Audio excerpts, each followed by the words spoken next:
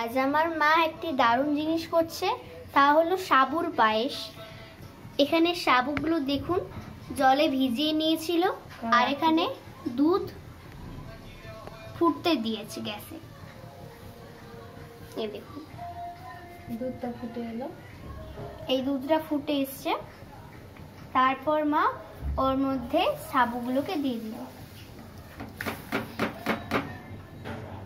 বড় দানার সাবু, বড় দানার সাথে দেখুন সাবুটা দেওয়ার পর মা ওই ডাবু দিয়ে এটাকে সুন্দর করে নেড়ে নিচ্ছে, সাবু আর দুধটাকে।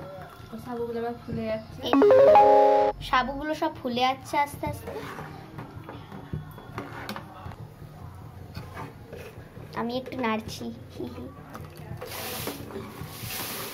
এরপর মা এর মধ্যে দিয়ে দেবে চিনি। এই দেখুন চালু। তো আমি একটু ভালো করে এটাকে নেড়ে নিলাম। দুবার ফুটা মাত্র সাবুর পায়েস রেডি। কত সুন্দর দেখুন ফুলেছে সাবুগুলো, কত সুন্দর লাগছে দেখতে। দুধটা কত ফুলছে।